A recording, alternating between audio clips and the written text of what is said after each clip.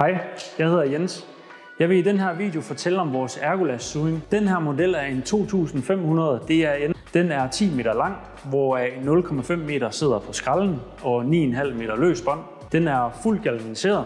Den har en standard J-krog, som er almindelig brugt i stort set hele Europa. Og så er skralden TÜV-godkendt. Den er stort set identisk med en sewing, som man kender det i dag, med den lille forskel, at vi har udviklet en ny oprulningsaksel, som sidder i skralden. Den er delvis åben, og det vil sige, at man kan sætte båndet i sidelæns. Det har altså en række store fordele, blandt andet at du ikke skal trække hele båndet igennem, hvis du kun skal bruge 2 eller 3 meter. Flossede båndender, det er der heller ikke noget af, fordi du kommer faktisk aldrig i nærheden af båndenden igen. Så er der jo den alt overskyggende fordel, tidsbesparelsen. Du sparer både tid ved montering og ved afmontering.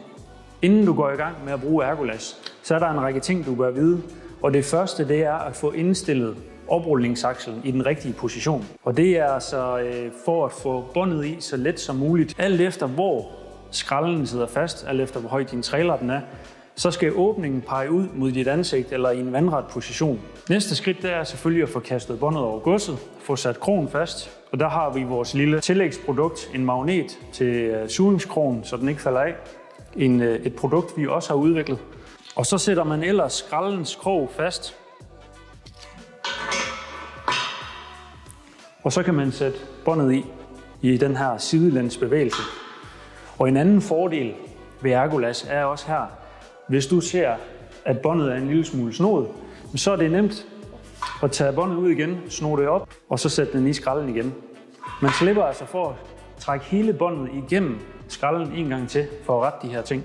Inden man spænder op, så skal man sørge for at have en lille smule løst bånd, en lille smule slack i båndet. Og det er fordi, man gerne vil have 2,5 omgang bånd rullet rundt på akslen herinde. Spændingen det sker ved tryk, som en normal trykskralde, hvor man trykker opad.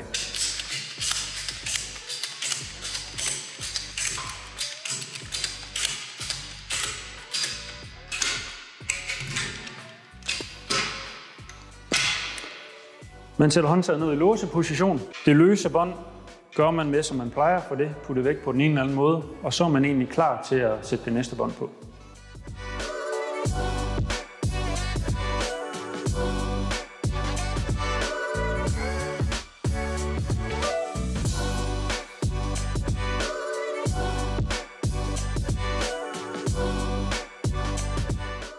Når båndet skal tages af, så foregår det på normal vis, hvor håndtaget skal op i lodret position for at udløse låsemekanismen, der sidder i skralden. Og man tager jo som bekendt fat i det lille håndtag her, tager det store håndtag hele vejen op, indtil man kan tage forspændingen på båndet. Jeg giver et lille ryg for at få akslen om i den rigtige position. Så klapper jeg skralden sammen, inden jeg begynder at fumle med at få båndet ud. Og så kan man tage båndet ud lige så let, som det var at tage det i. Det var, hvad jeg havde om vores 50 mm Ergolas Sewing. Vi har mange andre varianter på vej. Blandt andet kan nævnes vores nye 500 kilos model. Vi er en dansk virksomhed beliggende i Odense, og jeg håber, I vil tage rigtig godt imod vores produkter.